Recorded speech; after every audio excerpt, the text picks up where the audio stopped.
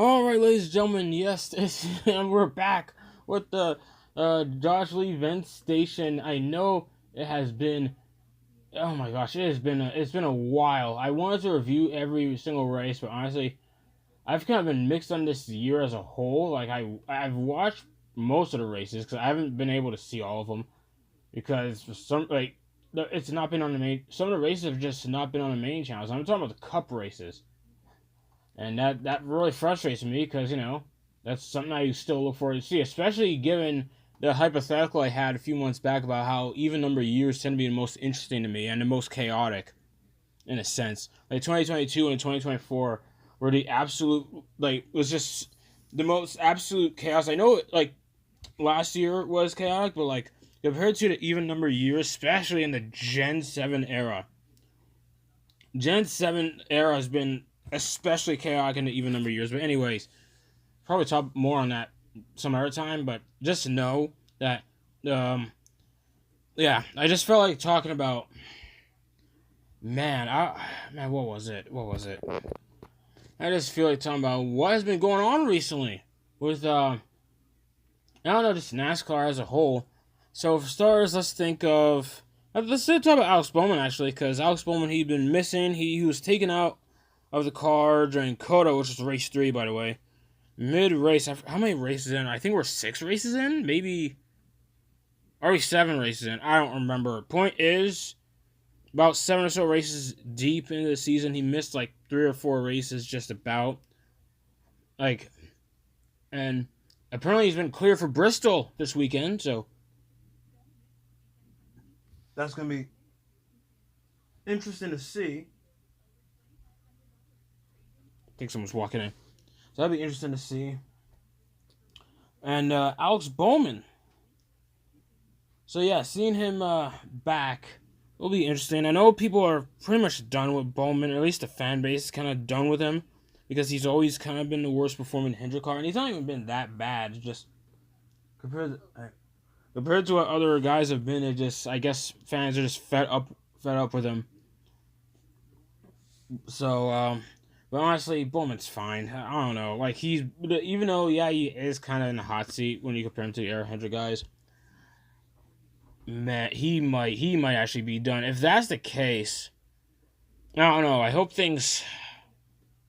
Bowman finds something to do. I hope, maybe, if anything, if Bowman is done with Hendrick after this year, hopefully he could get an all-Geier season. I feel like all-Geier could only do this for so much longer. He'd been running Xfinity for years now.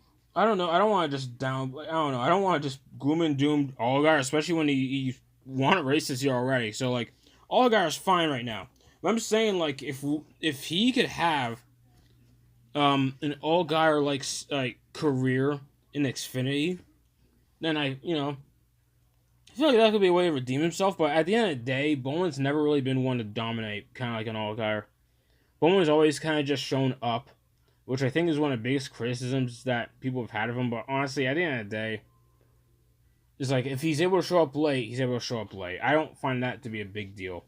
But hopefully, things go well for him. And as for the Chase playoffs, I don't know. It's kind of the same to me when I call him, but I just say Chase. When it comes to the Chase this year, the Stars, even though they switched back to the Chase format, they're still doing 16 drivers. So it's still there's still a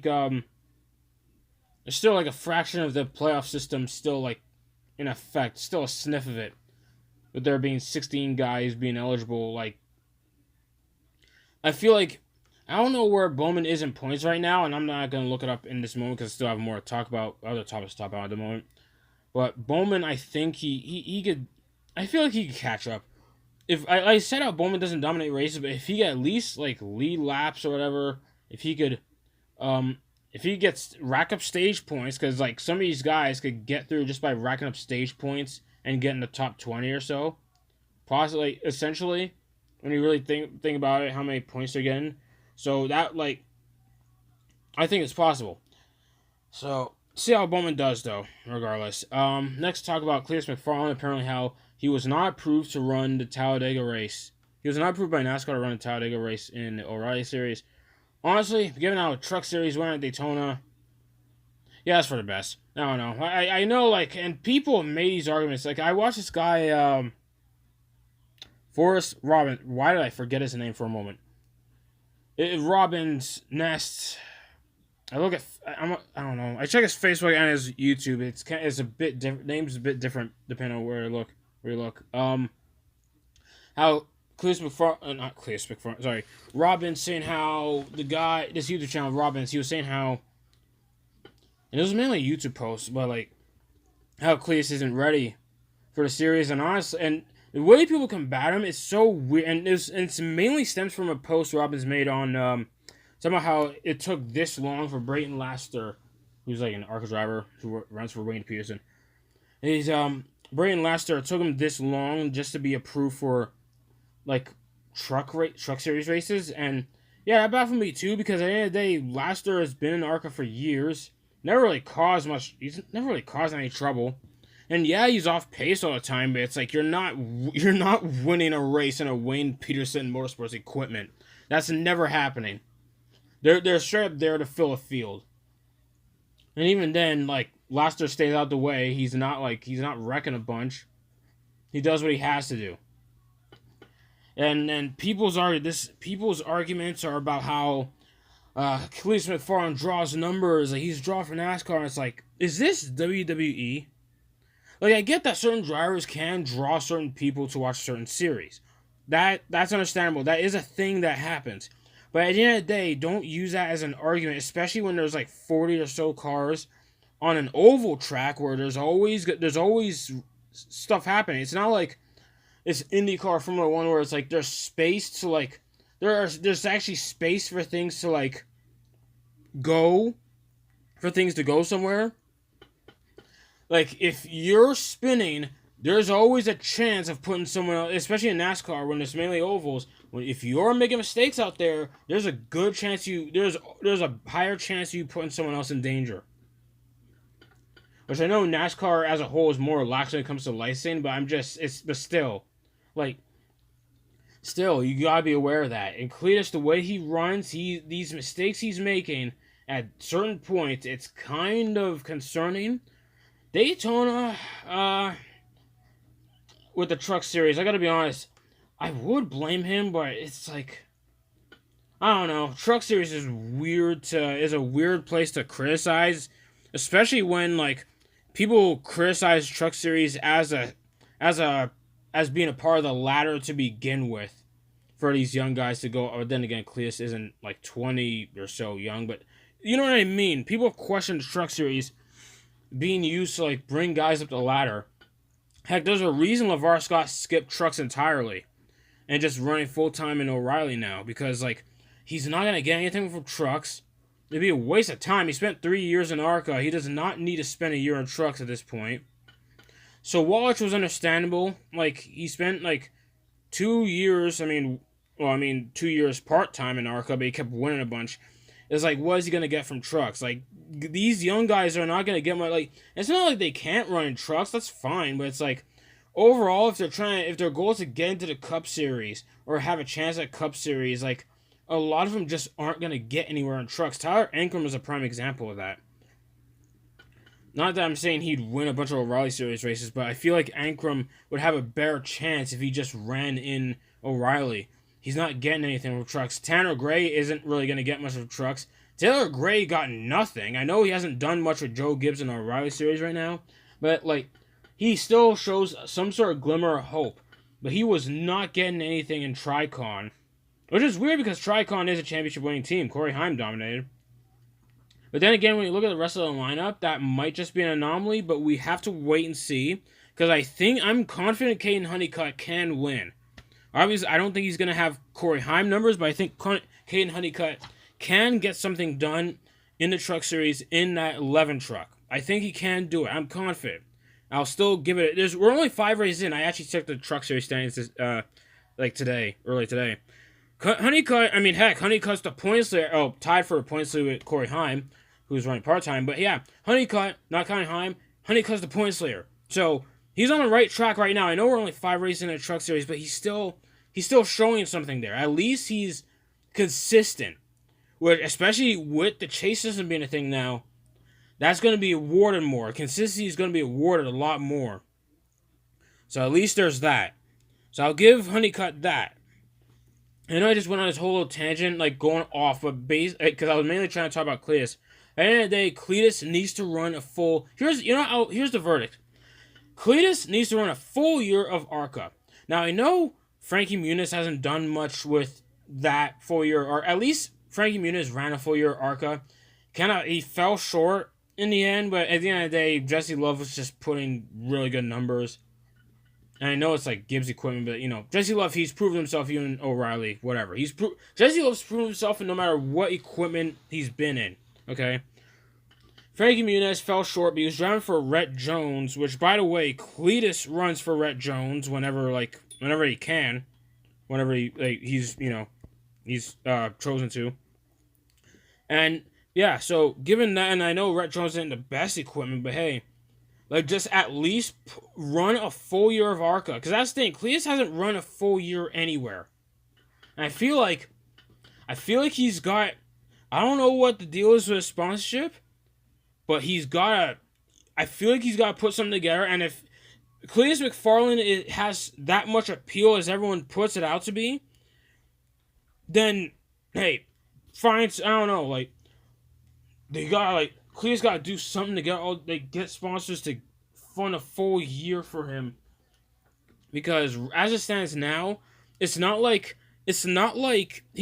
some guy who brings in these viewership, but he ran professionally elsewhere. I know Cleetus has raced plenty of times, but we're talking the big professional level. So how Montoya came from IndyCar F1. Or heck, Scott Speed from F1. I know Scott Speed's F1 career is basically non-existent, but he did climb up the ladder to get there. So, still some sort of numbers there. If Cleetus could just get some numbers going, heck, run full-time in the Truck Series. I know I just talked about the Truck Series and how it is for Stepping Stone, but if ARCA is just not a big enough platform for him or whatever, try Trucks. I know they're not even far off, but still, try Trucks or something. Try, just go to Truck, especially with the Truck Series being more competitive, too. I know that's basically throwing them into the Sharks, but it's at this point, if all these fans are so concerned about the numbers Cleetus brings, then why should they really care? Just throw them in Trucks and see what happens. Especially when Truck Series is full of paid drivers anyway. They're not full of, but, there's kind of plenty if you look around enough. Chris Wright is still around. Think about it. Chris Wright. Okay? Chris Wright in the Trucks. There's probably other paid drivers I can't think of right now. Tony Bringer is not part-time for Rackley, but I'm counting her too. She's only running 90 races this year, but I'm counting her too. She's still around. There's probably a couple other ones. Just to know, there is, I don't know. It's hard to explain Trucks, but, the point is, there's, even though Trucks are more competitive, just put him there, see how he does. Why not? Either way, everyone cares about him drawing numbers. Though, yeah, I agree with Robin's post. The biggest crime is that Brayton Laster doesn't have a truck license, even though Cleetus has. And his license tests seem to be dodgy. For some reason, that's, the main story. His license tests seem to be odd, hitting walls and stuff. I don't know. I don't know how these processes work, but if he's, hitting walls, but then, he spin out Rockingham, wrecked in trucks at Daytona. ARCA, where he missed a shift late in the Charlotte race, but then again, I'm not sure how much to blame on him on that. I don't know if I'm trying to defend the guy, but then again, I've been kind of ripping him here. But yeah, Cleetus needs to find something. Just don't listen. Okay, don't pull an Alfredo. Now, I don't want to say that, but I mean in the sense of Anthony, for those who don't know, Anthony Alfredo pretty much ran, I don't think he ran full-time anywhere before he made his full-time Cup thing. I think his rookie year in Cup, Alfredo's rookie year in Cup was 2021 for Front Row in the 38 car. Now, I think before that year, prior to that season, he didn't run full-time anywhere. So, yeah, his his rookie year in Cup being garbage wasn't really shocking. He didn't run full time in anything, and not even that. It's not like he was pulling Ty Gibbs numbers, where Ty Gibbs was running part time in Xfinity and was winning a few races. It wasn't even that. His biggest highlight was getting like flipped over at Kansas on like a restart. It was he was driving the Church 21, by the way, just before Austin Hill took over. Like, yeah, it's not like he was putting up numbers. Like, I don't know, just put him somewhere. Like, I'm sure Cleetus could pick things up. Just give him the time in the lower series before he does something that pisses off a ton of people in the O'Reilly series. Trust me. Especially when, like, the Lee Pulliam in that Martinsville race. I mean, well, Lee Pulliam's actually an experienced racer. He's been racing for like a decade and a half at this point. Probably even longer. I don't know too much about Lee Pulliam. I just know he's been racing a long time. And when Lee Pulliam, late in the Martinsville race in the O'Reilly series, I think I saw when it happened. It was like he like missed a shift or was just really slow on the restart. It actually caused a pileup. And thing is, and bear in mind, he's experienced. And it's a short track, so, you know. The last thing we need is for Cleetus to pull that in the O'Reilly series. Especially if Cleetus is confirmed to make more starts in the O'Reilly series this year. We don't need Cleetus doing that. He's already on shaky grounds to certain people, like certain sides of the fan base as is. We don't need him doing that. Just put him in trucks or ARCA, or mainly trucks, as I was just saying. So, in terms of stories, there's probably more. I'm gonna start doing more Fan Station episodes, just like, you know, put more content out there. And like I said, I feel like I need to start venting more because, like, I don't know, I can't focus on things when I have all this stuff floating in my head a bunch. It helps that I just do these Fan Station episodes just to talk, put my stuff out there, put my opinions out there. You know, especially when certain stuff said on Discord, seeing how certain NASCAR fans, especially the younger demographic, view certain drivers, how they view certain things and how things should work. It's interesting. I feel like I just need to bring that stuff out there. So, yeah, not much to say for the rest of this. That was pretty much it on the news side of things. Whether or not I start reviewing races, probably, though, for trucks and Xfinity, it's mainly down to highlights. I could probably pick up Xfinity, or I could probably watch the O'Reilly Series races whenever USA Network will show the races. Sometimes it won't, because it's mainly CW, but yeah. Anyhow, oh yeah, and Cup races, if they actually show them on the main channel, I'm gonna catch it. Yeah, that is it for me. So that is a pretty long return episode, but hey, gotta say, I had a lot to say. So other than that, that was about it.